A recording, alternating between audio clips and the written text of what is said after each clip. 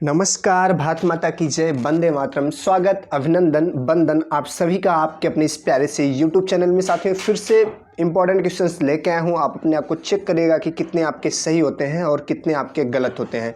लेकिन उसके पहले आज का मोटिवेशनल थॉट्स देख लेते हैं। साथियों, डूब कर मेहनत करो अपने सपनों के लिए, क्योंकि कल जब उभरोगे तो सबसे अलग ही निखरोगे। सचमुच साथियों, डूब कर मेहनत करो अपने सपनों के लिए, क्योंकि कल जब उभरोगे तो सबसे अलग ही निखरोगे। साथियों, चलिए देखते हैं साथियों कि जो इंपॉर्टेंट क्वेश्चन है वो कौन कौन से हैं। पहला क्वेश्चन रहा साथियों ये आपके सामने, लेन देन की विधि के लिए उपयुक्त शब्द है, आपको बता देना है साथियों। चलिए, लेन देन की विधि के लिए उपयुक्त शब्द क्या है आपको बताना है साथियों। विभावरी, विनिमय, विग्रह या विदुषी। चलिए बता दीजिए सही जवाब क्या होगा। लेन देन साथियों, जो हम लोग लेन देन करते हैं, ठीक है, कोई सामान लेते देते हैं साथियों, उसके लिए कौन सा शब्द यूज होता है आपको बताना है साथियों। चलिए बताइए कौन सा शब्द होता है यूज साथियों, बता दीजिए। विभावरी, विनिमय, विग्रह, विदुषी। चलिए साथियों, लेन देन के लिए यहाँ से लेते हैं यहाँ देते हैं साथियों, बताइए कौन सा शब्द यूज होता है उसके लिए बताइए, अब जल्दी से बताइए। चलिए, तो इसका राइट आंसर होगा बी साथियों, विनिमय उसको बोलते हैं साथियों, लेन देन के लिए यूज होता है साथियों। क्या है वो शब्द? विनिमय है। चलिए देखते हैं अगला क्वेश्चन साथियों, ये रहा अगला क्वेश्चन। वर्तनी के अनुसार शुद्ध शब्द का चयन करना है साथियों। चलिए, पूज्यनी, पूजनी, पूज्यनी या पूजनी। चलिए बताइए साथियों सही जवाब क्या होगा। चार ऑप्शन आपके हैं साथियों, आपके सामने हैं, और वर्तनी की दृष्टि से आपको बताना है कि सही जवाब क्या होगा। चलिए बताइए साथियों, ए, बी, सी या फिर डी। चलिए बताइए शुद्ध शब्द क्या है साथियों, आपको बता देना है। तो इसका राइट आंसर होगा बी साथियों, इसका सही जवाब होगा पूजनी साथियों। क्या होता है? पूजनी होता है। ठीक है साथियों, ये सही जवाब होगा। ठीक है, चलिए चलिए बढ़ते हैं अगले क्वेश्चन की तरफ, और ये रहा साथियों अगला क्वेश्चन। बेटा का सही पर्यायवाची नहीं है साथियों, नहीं है पूछ रहा है, पुत्र, सुत, आत्मज या फिर अग्रज। चलिए बताइए साथियों, बेटा का पर्यायवाची पूछ रहा है साथियों, कौन सा नहीं आपको बताना है साथियों। चलिए, पुत्र, सुत, आत्मज या अग्रज। चलिए बताइए कौन सा नहीं है। चलिए बता दीजिए साथियों। मरने का हमें कोई गम नहीं ऐ खुदा, लेकिन जिस मिट्टी में मिलूं वो मिट्टी हिंदुस्तान की होनी चाहिए, हमारे भारत देश की होनी चाहिए। चलिए चलिए बताइए साथियों, बेटा का सही पर्यायवाची नहीं है, तो इसका राइट आंसर होगा डी साथियों, अग्रज। बाकी सारे हैं साथियों, पुत्र है, सुत है, आत्मज है, ठीक है, लेकिन अग्रज बेटा का पर्यायवाची नहीं है साथियों। चलिए बढ़ते हैं अगले क्वेश्चन की तरफ, ये रहा साथियों अगला क्वेश्चन। वाचाल किसे कहते हैं? जो जल्दी से चलता हो, जिसकी चाल ठीक ना हो, जो बहुत बोलता हो, या जो चुप रहता है। चलिए बता दीजिए साथियों, चलिए बताइए साथियों इसका सही जवाब क्या होगा। वाचाल किसे कहते हैं, आपको जल्दी से बताइए साथियों। चलिए जल्दी से बताइए, जो जल्दी चलता हो, जिसकी चाल ठीक ना हो, जो बहुत बोलता हो, जो चुप रहता हो। चलिए साथियों बताइए बताइए इसका सही जवाब क्या होगा, जल्दी से बता दीजिए सही जवाब साथियों। वाचाल, चलिए बताइए इसका सही जवाब। तो इसका राइट आंसर होगा सी साथियों, जो बहुत बोलता हो उसको वाचाल कहते हैं। ठीक है, चलिए चलिए बढ़ते हैं अगले क्वेश्चन की तरफ साथियों, ये रहा अगला क्वेश्चन। चींटी के काटने पर कौन सा रासायनिक पदार्थ शरीर के भीतर जाता है? चलिए बता दीजिए साथियों। चींटी के काटने पर, आपने चींटी काटा होगा, आपको भी चींटी काटा होगा, और जब काट लेती है चींटी तो उसके द्वारा कौन सा रासायनिक पदार्थ आपके शरीर के अंदर जाता है, बता दीजिए साथियों। फार्मिक अम्ल, एसिटिक अम्ल, टार्टेरिक अम्ल या फिर साइट्रिक अम्ल, बता दीजिए। चलिए बताइए इसका सही जवाब क्या होगा। चलिए बताइए साथियों, चींटी के काटने से कौन सा रासायनिक पदार्थ शरीर के भीतर जाता है, आपको जल्दी से बताना है साथियों। चलिए जल्दी से बता दीजिए साथियों, ए, बी, सी या फिर डी। तो इसका सही जवाब होगा साथियों ए, फार्मिक अम्ल। फार्मिक अम्ल साथियों, चींटी के काटने पर व्यक्ति के शरीर में फार्मिक अम्ल जाता है साथियों। सिरका में एसिटिक अम्ल, नींबू में, संतरा में साथियों क्या होता है, साइट्रिक अम्ल, तथा साथियों टार्टेरिक अम्ल पाया जाता है। ठीक है साथियों, टार्टेरिक अम्ल। चलिए बढ़ते हैं अगले क्वेश्चन की तरफ साथियों, ये रहा अगला क्वेश्चन साथियों। किस गुरु ने अमृतसर की आधारशिला रखी है साथियों, बताना है। अमृतसर की आधारशिला किस गुरु ने रखी है साथियों, आपको बता देना है। चलिए, गुरु अमरदास, गुरु रामदास, गुरु अर्जुन देव या गुरु हरगोविंद। बताइए साथियों क्या होगा सही जवाब, अब जल्दी से बता दीजिए। अमृतसर की आधारशिला किस गुरु ने रखी है, ए, बी, सी या फिर डी। चलिए बताइए, तो इसका सही जवाब होगा साथियों गुरु रामदास। गुरु रामदास ने साथियों सिखों के गुरु थे, उन्होंने गुरु की उपाधि 30 अगस्त 1557 को धारण की साथियों। विदेशी आक्रमण से शहर तबाह किए जा रहे थे, तब पंचम नानक गुरु रामदास जी ने शहर रामसर या अमृतसर शहर की शिला रखी साथियों। रामसर भी बोलते हैं साथियों उसको, या अमृतसर शहर की आधारशिला रखी? कौन? गुरु रामदास ने साथियों, गुरु रामदास। ठीक है, चलिए बढ़ते हैं अगले क्वेश्चन की तरफ साथियों। ये रहा अगला क्वेश्चन। दक्षिण भारत का मैनचेस्टर किसे कहते हैं? बता देना है साथियों। दक्षिण भारत का मैनचेस्टर किसे कहते हैं? कोयम्बटूर, सलीम, तंजावुर या फिर मदुरै? बताइए सही जवाब क्या होगा? दक्षिण भारत का मैनचेस्टर। चलिए ए, बी, सी या फिर डी। तो इसका राइट आंसर होगा ए साथियों, कोयम्बटूर को। यह तमिलनाडु प्रांत का एक शहर है साथियों, मैनचेस्टर के नाम से प्रसिद्ध है साथियों। ठीक है, प्रसिद्ध है साथियों। यह एक प्रमुख कपड़ा उत्पादन केंद्र है साथियों, केंद्र है। नीलगिरी की तराई में स्थित है साथियों। ठीक है, और यहाँ पे बड़े अच्छे कपड़े मिलते हैं साथियों, इसलिए दक्षिण भारत का मैनचेस्टर किसे कहते हैं? कोयम्बटूर को। ठीक है,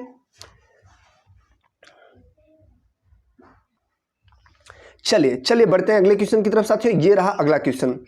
भारत में सबसे बड़ी सिंचाई नहर कौन सी है? चलिए बताइए साथियों, भारत में सबसे बड़ी सिंचाई नहर पूछ रहा है साथियों, कौन सी है आपको बताना है। चलिए, यमुना नहर, इंदिरा गांधी नहर, सिरहिंद नहर या फिर अपर बड़ी दोआब नहर? बता दीजिए ए, बी, सी या फिर डी। क्या होगा सही जवाब? जल्दी से बताइए। जितने भी भाई बहन है लाइव, सबका तहे दिल से स्वागत, बंदन, अभिनंदन है।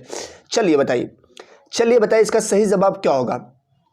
ए, बी, सी या फिर डी। तो इसका राइट आंसर होगा बी साथियों, इंदिरा गांधी नहर साथियों। इंदिरा गांधी नहर सतलज और ब्यास नदियों की संगम पर निर्मित है साथियों, और यही सबसे लंबी, सबसे बड़ी सिंचाई नहर है साथियों। कौन? इंदिरा गांधी नहर। चलिए बढ़ते हैं अगले क्वेश्चन की तरफ साथियों, और ये रहा अगला क्वेश्चन। चलिए, ऊपरी सदन में कितने सदस्यों को भारत के राष्ट्रपति द्वारा नियुक्त किया जाता है साथियों? ऊपरी सदन मतलब राज्यसभा साथियों। राज्यसभा में कितने सदस्यों की नियुक्ति राष्ट्रपति करता है साथियों? आपको बताना है 10, 12, 14 या फिर 16। चलिए जल्दी से बताइए साथियों, 10, 12 या 14 कितने सदस्यों की नियुक्ति राष्ट्रपति करता है? आपको जल्दी से बता देना है साथियों। चलिए बताइए, तो इसका सही जवाब क्या होगा? आप बताइए ए, बी, सी या फिर डी साथियों। इसका राइट आंसर होगा बी साथियों, 12 सदस्यों की नियुक्ति राष्ट्रपति करता है साथियों। ठीक है, राज्यसभा में अधिकतम सदस्य कितने हो सकते हैं साथियों? 250। ठीक है, और 12 सदस्य जिसमें कौन नियुक्ति करता है साथियों? राष्ट्रपति करता है। चलिए बढ़ते हैं अगले क्वेश्चन की तरफ साथियों, और ये रहा अगला क्वेश्चन। किस सिख गुरु ने खालसा की शुरुआत की है साथियों? आपको बताना है किस सिख गुरु ने खालसा की शुरुआत की है, आपको बताना है। गुरु नानक देव, गुरु गोविंद सिंह, गुरु अंगद देव या गुरु तेग बहादुर? चलिए बताइए इसका सही जवाब क्या होगा? किस सिख गुरु ने खालसा की शुरुआत की है? गुरु नानक देव, गुरु गोविंद सिंह, गुरु अंगद देव या गुरु तेग बहादुर? चलिए बताइए इसका सही जवाब क्या होगा? ए, बी, सी या फिर डी? चलिए साथियों बता दीजिए इसका सही जवाब क्या होगा? ए, बी, सी या फिर डी? चलिए बताइए साथियों, किस सिख गुरु ने खालसा की शुरुआत की है? आपको बताना है साथियों, जल्दी से बता दीजिए ए, बी, सी या फिर डी। इसका राइट आंसर होगा बी साथियों। क्या होगा? बी साथियों, गुरु गोविंद सिंह साथियों। खालसा पंथ की स्थापना गुरु गोविंद सिंह ने की थी साथियों। कब? 1699 में साथियों। किसने की थी? गुरु गोविंद सिंह ने। ठीक है साथियों, और बैसाखी वाले दिन की थी साथियों। इस दिन को उन्होंने सर्वप्रथम 5 प्यारों को अमृतपान करवाकर खालसा बनाया था साथियों। तत्पश्चात उन 5 प्यारों के हाथों से स्वयं भी अमृतपान किया था। ठीक है, चलिए बढ़ते हैं अगले क्वेश्चन की तरफ साथियों। ये रहा अगला क्वेश्चन साथियों। भूमध्य रेखा पर 2 देशांतर के बीच की दूरी कितनी किलोमीटर है साथियों? भूमध्य रेखा पर साथियों 2 देशांतर के बीच की दूरी पूछ रहा है साथियों। चलिए 2 देशांतर के बीच की दूरी पूछ रहा है साथियों, आपको बताना है 2 देशांतर के बीच की दूरी कितनी होती है साथियों, आपको बता देना है। चलिए बताइए साथियों, 2 देशांतर के बीच की दूरी पूछ रहा है साथियों, कहाँ पे? भूमध्य रेखा के बीच में। चलिए बताइए 101 किलोमीटर, 111, 121 या फिर 91? चलिए बता दीजिए साथियों। चलिए बताइए इसका सही जवाब क्या होगा, आपको जल्दी से बताना है साथियों। चलिए बताइए ए, बी, सी या फिर डी। तो इसका राइट आंसर होगा बी साथियों, 111 किलोमीटर साथियों। भूमध्य रेखा पर 2 देशांतर के बीच की दूरी लगभग 111 किलोमीटर है साथियों। कितना है? 111 किलोमीटर। चलिए बढ़ते हैं अगले क्वेश्चन की तरफ साथियों। ये रहा अगला क्वेश्चन। चेराव कहाँ का लोक नृत्य है? बता दीजिए। चलिए बताइए, देखते हैं किसका सही होता है। चेराव कहाँ का लोक नृत्य है, आपको बताना है। मिजोरम, पुदुचेरी, गुजरात या राजस्थान? चलिए साथियों बताइए, चेराव कहाँ का लोक नृत्य है साथियों, आपको बताना है। ए, बी, सी या फिर डी? जल्दी से बता दीजिए। चलिए जितने भी भाई बहन लाइव है सबका तहे दिल से स्वागत, बंदन, अभिनंदन। चलिए बताइए चेराव कहाँ का लोक नृत्य है, आपको बताना है। चेराव, चलिए बताइए। तो इसका राइट आंसर होगा ए साथियों, मिजोरम। कहाँ का है साथियों? चिराओ मिजोरम का एक है साथियों, क्या है? प्रसिद्ध लोक नृत्य है साथियों। ठीक है, चलिए बढ़ते हैं अगले क्वेश्चन की तरफ। ये रहा साथियों अगला क्वेश्चन। गुजरात में रानी का बाव एक मशहूर है साथियों, क्या है? विश्वविद्यालय है, फूलों की घाटी है, बावड़ी है या मंदिर है? चलिए बताइए, चलिए बताना है साथियों आपको। चलिए ए, बी, सी या फिर डी। गुजरात में रानी का बाव साथियों, और किसी नोट पे रानी का बाव बना है साथियों, बताइए कौन सी नोट है वो, कितने की नोट है? चलिए बताइए। गुजरात में रानी का बाव एक मशहूर है साथियों, क्या है? विश्वविद्यालय, फूलों की घाटी, बावड़ी या फिर मंदिर? चलिए ए, बी, सी या फिर डी। तो इसका राइट आंसर होगा सी साथियों, बावड़ी है। ठीक है, रानी का बाव एक बावड़ी है साथियों। रानी का बाव जटिलता पूर्वक बनाई गई एक बावड़ी है साथियों, जो गुजरात के पाटन में स्थित है। यह सरस्वती नदी के किनारे पर स्थित है तथा साथियों 11वीं सदी के राजा भीमदेव ने बनवाई थी साथियों। ठीक है, 2014 में साथियों, 2014 में क्या हुआ साथियों? 2014 में इसे यूनेस्को ने विश्व धरोहर की सूची में शामिल किया है साथियों, इसलिए इंपॉर्टेंट है।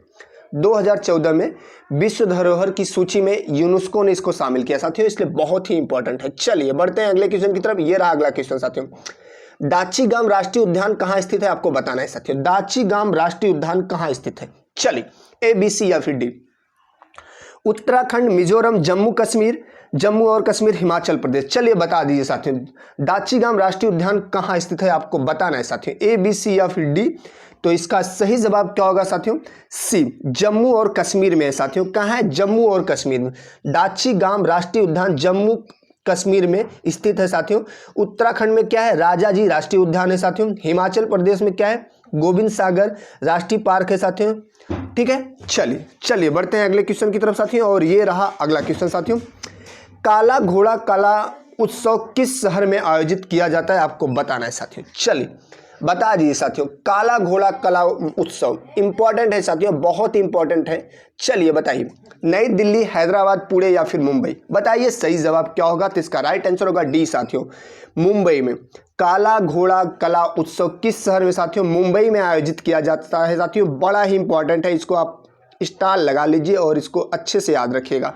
ठीक है साथियों, तो ये आज के इंपॉर्टेंट क्वेश्चन थे साथियों। अगर वीडियो अच्छा लगा हो तो लाइक कर दीजिएगा, शेयर कर सकते हैं साथियों। वीडियो पे चैनल पे नए हैं तो चैनल को सब्सक्राइब कर लीजिएगा। इस चैनल के माध्यम से आपको हमेशा कुछ न कुछ इंपॉर्टेंट चीज़ें मिलती रहेंगी साथियों।